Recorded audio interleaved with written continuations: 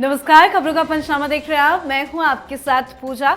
हम लेकर आए हैं देश और दुनिया की 5 बड़ी खबरें, जिस पे चर्चा के लिए मेरे साथ स्टूडियो में मौजूद हैं कैपिटल टीवी के editor in chief doctor Manish Kumar. Doctor साहब, बहुत बहुत स्वागत है आपका। धन्यवाद। सबसे पहले नजर हेडलाइंस पर। पीएम मोदी का मिशन रोजगार मेले में दी बड़ी खुशखबरी। 61,000 से ज्यादा युवाओं को सौंपे नौकरी के नियुक्ति पत्र। युवाओं से बोले ये नौकरी नहीं, नेशन बिल्डिंग का इनविटेशन लेटर। 76 साल का हुआ उत्तर प्रदेश राष्ट्रीय प्रेरणा स्थल में हुआ भव्य कार्यक्रम। पीएम मोदी ने दी बधाई। अमित शाह ने सीएम योगी की पीठ थपथपाई। विपक्ष पर विषाद जमकर बरसे। स्वामी अविमुक्तेश्वरानंद बोले केशव प्रसाद मौर्य को होना चाहिए यूपी का मुख्यमंत्री। बयान को लेकर मचा भारी बवाल। कांग्रेस के हर राज्य में बवाल तो राहुल गांधी शशि थरूर के बीच दरार को पाटने की कोशिश में जुटी कांग्रेस। दिल्ली में जल्द हो सकती है राहुल शशि थरूर की मुलाकात। भारत को लेकर ट्रंप के तेवर में आई नरमी। 25% टैरिफ हटाने की तैयारी में अमेरिकी वित्त मंत्री ने दिए संकेत। खबरों की शुरुआत में सबसे पहले बात पीएम मोदी के रोजगार मिशन की। प्रधानमंत्री नरेंद्र मोदी ने आज 18वें रोजगार मेले में युवाओं को बड़ा तोहफा दिया है। पीएम मोदी ने सरकारी नौकरी के 61,000 से ज्यादा नियुक्ति पत्र सौंपे। आने वाले कुछ ही दिनों में ये तमाम युवा सरकारी नौकरी ज्वाइन करेंगे। इस दौरान पीएम मोदी ने रोजगार सृजन और युवाओं के नेतृत्व वाले विकास पर जोर दिया और कहा कि सरकार इसे लेकर काम कर रही है। उन्होंने कहा कि भारत दुनिया के सबसे युवा देशों में से एक है और सरकार देश और विदेश में युवाओं के लिए रोजगार के नए अवसर पैदा करने के लिए लगातार काम कर रही है। साथ ही इस मौके पर उन्होंने ऑनलाइन संबोधन में यह भी कहा कि ये नियुक्ति पत्र सिर्फ एक नौकरी नहीं बल्कि नेशन बिल्डिंग का इनविटेशन लेटर है। सर, हर बार रोजगार मेले के तहत इतनी ज्यादा नियुक्ति पत्र बांटी जाती है, लेकिन विपक्ष क्यों सवाल खड़े करता है? देखिए, विपक्ष की आदत है और उनका हक भी है कि वो सवाल पूछे, लेकिन कभी कभी प्रधानमंत्री मोदी के क्रियाकलाप को भी देखना चाहिए। आप कोई भी महीना उठा लें, अभी आप उठा लें, पिछले एक सप्ताह में क्या हुआ। कभी वो सौगात दे रहे हैं, वंदे भारत ट्रेन खोल रहे हैं, असम में अमृत भारत ट्रेन खोला जा रहा है, हजारों करोड़ का परियोजना बंगाल में वो करते हैं, अगले दिन वो पहुंचते हैं केरल में भी सौगात, हजारों करोड़ रुपए का जो है उद्घाटन किया जा रहा है।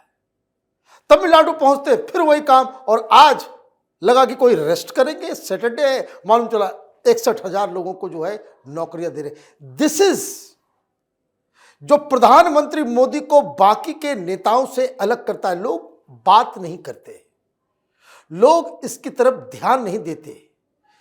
ये आप प्रधानमंत्री मोदी के क्रियाकलापों को आप देखें, एक महीने अगर आप सिर्फ न्यूज को लिखते चले जाए कि प्रधानमंत्री ने आज क्या उद्घाटन किया, क्या काम किया, क्या आज योजना, आपको समझ में आएगा कि ये सरकार कितना ज्यादा समय लोगों को सहूलियत पहुंचाने में करती है।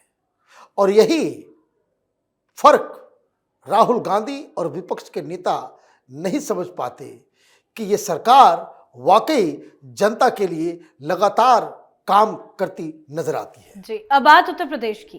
देश के सबसे बड़े राज्य उत्तर प्रदेश ने आज अपने स्थापना के 76 वर्ष पूरे कर लिए। 24 जनवरी 1950 को अस्तित्व में आए उत्तर प्रदेश का स्थापना दिवस पूरे प्रदेश में आज उत्साह और भव्य आयोजनों के साथ मनाया गया। लखनऊ में राष्ट्र प्रेरणा स्थल पर यूपी महोत्सव का आगाज हुआ। कार्यक्रम का उद्घाटन अमित शाह ने किया। कार्यक्रम के दौरान शाह ने यूपी चुनाव 2027 का शंखनाद भी कर दिया। शाह ने सीएम योगी की पीठ थपथपाई, जमकर तारीफ की। साथ ही विपक्ष पर बड़ा प्रहार करते हुए कहा कि सपा, बसपा और कांग्रेस जातिवादी और परिवारवादी पार्टी है, ये कल्याण नहीं कर सकती। 2027 में ऐसी पार्टियों को रिजेक्ट कर एक बार फिर बीजेपी की प्रचंड बहुमत की सरकार बनाए। तो वहीं पीएम ने बधाई देते हुए कहा कि डबल इंजन सरकार और विकास को समर्पित यहाँ के लोगों की सहभागिता से हमारे इस राज्य ने बीते 9 वर्षों में बीमारों से बेमिसाल प्रदेश बनाने का सफर तय किया है। नो डाउट कि योगी योगी आदित्यनाथ के सानिध्य में काफी बदलाव उत्तर प्रदेश में हुआ है, लेकिन आज क्या स्थापना दिवस के साथ यूपी विधानसभा चुनाव का भी शंखनाद कर दिया गया? देखिए, भारतीय जनता पार्टी तो हमेशा इलेक्शन मोड में होती है, लेकिन एक बात तो कहना पड़ेगा कि योगी आदित्यनाथ यूपी के अब तक के, सिर्फ यूपी नहीं हिंदुस्तान में जितने भी मुख्यमंत्री हैं और जितने भी मुख्यमंत्री हुए, इनका ओरिएंटेशन, इनका गवर्नेंस, इनके सामने जो चुनौतियां थी और किस तरीके से योगी आदित्यनाथ ने उत्तर प्रदेश को बीमारू राज्य से बाहर निकाला। पहली बार ऐसा हुआ। भाई, पाकिस्तान एक मुल्क है ना, कभी सोचते हैं आप कि पाकिस्तान से ज्यादा बड़ा बजट यूपी का हो गया पिछले 12 साल में। आप ये देखिए कि जीडीपी तिगुना से भी ज्यादा 12 साल में, 12 साल के अंदर। सबसे बड़ी समस्या लॉ एंड ऑर्डर की थी, जंगल राज, जहां तहां डकैती, जहां तहां बलात्कार, हर जगह रंगदारी। अब देखिए, क्राइम मुक्त, तो क्राइम मुक्त हुआ तो आप ये देखिए कि सबसे ज्यादा इन्वेस्टमेंट वो उत्तर प्रदेश में भी आता है। कितनी सारी कंपनियां खुल रही हैं, कितना सारा। आप देखिए, 12 साल पहले, योगी आदित्यनाथ से पहले, नोएडा की रोज खबर आती थी, वहां डकैती, वहां ये, वहां। लोगों को नोएडा जाने में डर लगता था, नोएडा में जॉब करने में लड़कियों को डर लगता था कि ये सेफ जगह नहीं है। तो योगी आदित्यनाथ ने 12 साल में न सिर्फ एक गुड गवर्नेंस का मॉडल दिया है, बल्कि उन्होंने एक कमिटेड चीफ मिनिस्टर कैसा होना चाहिए, जो दिन रात अपने राज्य के बारे में सोचता हो, उसकी एक मिसाल है, उसकी एक मिसाल है। और 12 साल में एक भी घोटाले का आरोप नहीं लगना, यह अपने आप में बहुत बड़ी बात है पूरी सरकार के लिए। जी, तो उत्तर प्रदेश अपना 76वां स्थापना दिवस मना रहा है, तो वहीं उत्तर प्रदेश की राजनीति में प्रयागराज माघ मेले में स्वामी अविमुक्तेश्वरानंद के स्नान को लेकर शुरू हुआ विवाद खत्म होने का नाम नहीं ले रहा। सरकार अविमुक्तेश्वरानंद के बीच लगातार बयानबाजी हो रही है। यही वजह है कि प्रदेश की राजनीति गरमाई हुई है। इसी बवाल के बीच अविमुक्तेश्वरानंद ने एक और बड़ा बयान दे दिया। उन्होंने सीधे तौर पर डिप्टी सीएम केशव प्रसाद मौर्य का समर्थन करते हुए कहा कि राज्य की कमान किसी अकड़ वाले व्यक्ति के बजाय केशव मौर्य जैसे समझदार व्यक्ति के हाथ में होनी चाहिए। अविमुक्तेश्वरानंद ने डिप्टी सीएम केशव प्रसाद मौर्य के उस बयान का स्वागत किया जिसमें उन्होंने शंकराचार्य के साथ हुई घटना पर कार्रवाई की बात कही थी। सर, क्या ये राजनीति हो रही है या हठ धर्मिता है? ये कुछ नहीं है, ये वही कहानी है, you scratch my back, I scratch your back. एक को अविमुक्तेश्वरानंद में भगवान नजर आ रहा है ना? यही मौर्य साहब ने कहा ना कि भगवान शंकराचार्य, भगवान अविमुक्तेश्वरानंद। तो आपको आध्यात्म में जाना है, भगवान ढूंढना है हर जगह, तो ये छोड़िए ये सब राजनीति वगैरह, संन्यास लीजिए, दीक्षा लीजिए, और इनको करनी है राजनीति। ये अपने आप को शंकराचार्य बताने वाले, ये इनको करनी है राजनीति। इनको संजय सिंह को बुलाना है, इनको कांग्रेस से बुलाना है, इनको समाजवादी पार्टी को बुलाना है, इनको बयानबाजी करनी है, इनको मीडिया में छाए रहना है। संत और साधुओं का इतना ईगो होता है, इतना ईगो होता है। ये तो संत कहलाने लायक नहीं है, जिस तरह की इनकी प्रवृत्ति है, जिस तरह की इनकी भाषा है। योगी आदित्यनाथ इनको बाबर और हुमायूं के खानदान के नजर आते हैं। इस तरह की वाहियात बातें आप कहेंगे और आप ये चाहेंगे कि भाई आपको लोग जो है शंकराचार्य की तरह ट्रीट करें। तो मुख्यमंत्री एक बनाना चाह रहे थे, तो मौर्य साहब ने तो बयान तो दे दिया, लेकिन पता नहीं किस तरह का वीक, कमजोर डिप्टी सीएम है कि बयान दिए 24 घंटे से ज्यादा हो गया, लेकिन जांच नहीं आदेश करवा सका। वादा इन्होंने किया था कि जो जिन अधिकारियों ने किया उसको दंडित किया जाएगा, कोई दंडित नहीं हो पाया। तो ना ही आप इतनी हिम्मत कर पाए मौर्य साहब कि आप प्रयागराज जाकर के उनको डोली से उतार करके उनको स्नान करवाते।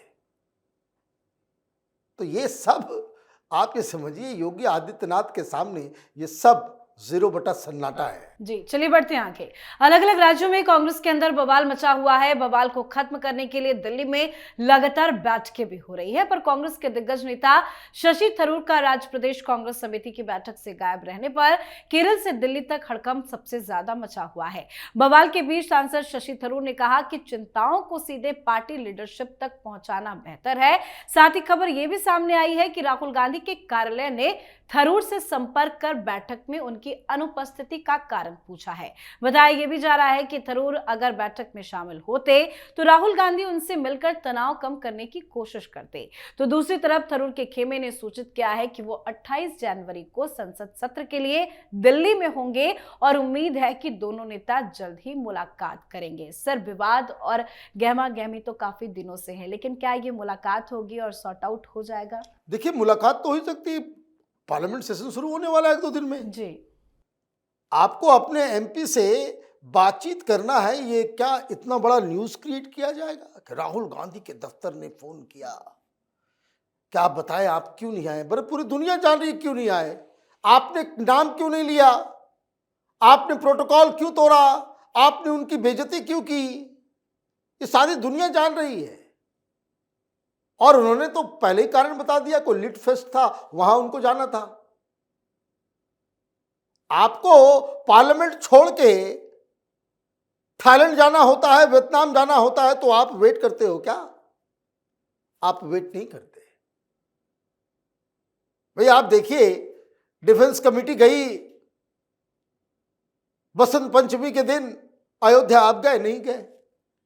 तो आपका इंगेजमेंट, बाकी लोगों का इंगेजमेंट वो अलग। तो आपसे ही कहा गया भाई क्यों नहीं आप मिले, तो उन्होंने कहा भाई ठीक है, वो आ रहे दिल्ली, मिल लीजिएगा।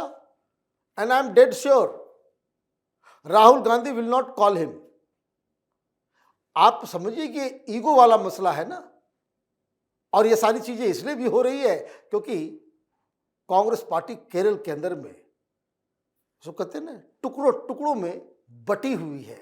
जहां एक शर्तिया जीत थी, वहां हार के मुहाने पे आकर के खड़ी हो गई है कांग्रेस पार्टी। जी, अब बात आज की आखिरी खबर की।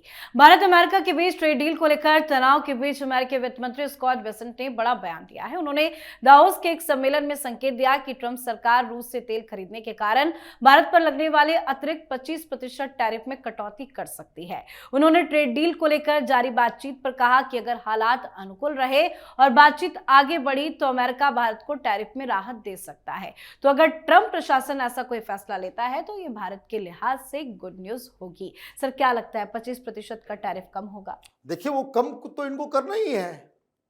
आप कोई एहसान थोड़ी कर रहे हो। कोई प्रधानमंत्री ने कॉल किया क्या कि ट्रंप साहब टैरिफ को कम कर दो?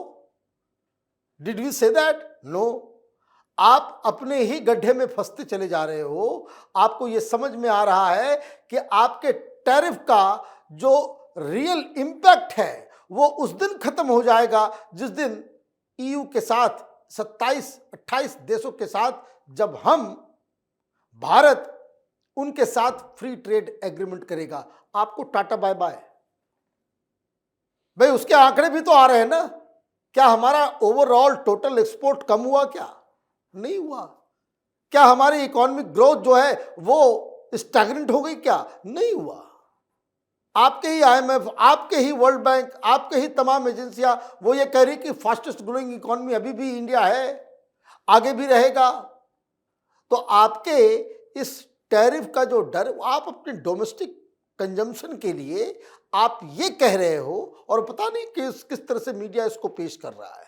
आप ये कह रहे हो कि देखिए हमारा पॉलिसी जो टैरिफ लगाने का कितना सक्सेसफुल रहा। रूस से ऑयल लेना इंडिया ने बंद कर दिया और इस वजह से हमारी जो पॉलिसी टैरिफ की है वो बड़ी सक्सेसफुल है। तो उसने पूछा, कमेंटेटर ने पूछा, तो फिर तो कम हो गया है, तो फिर आगे क्या होगा? तो उसने कहा कि देखिए अब आगे बातचीत चल रही है। डोनाल्ड ट्रंप ने पहले ही दावोस में कह दिया कि we are going to have a great deal with India. I respect PM Modi. तो ये बॉल जो है हिंदुस्तान ने अमेरिका के कोर्ट में डाल दिया है। Now they have to decide हमें कोई फर्क नहीं पड़ रहा। जी, बहुत बहुत धन्यवाद सर समझाने के लिए। धन्यवाद। तो खबरों का पंचनामा में आज के लिए फिलहाल इतना ही। देश विदेश की बाकी खबरों और उनके सटीक एनालिसिस के लिए देखते रहिए कैपिटल टीवी। हमें लाइक कीजिए, शेयर कीजिए और कैपिटल टीवी को सब्सक्राइब कीजिए। नमस्कार।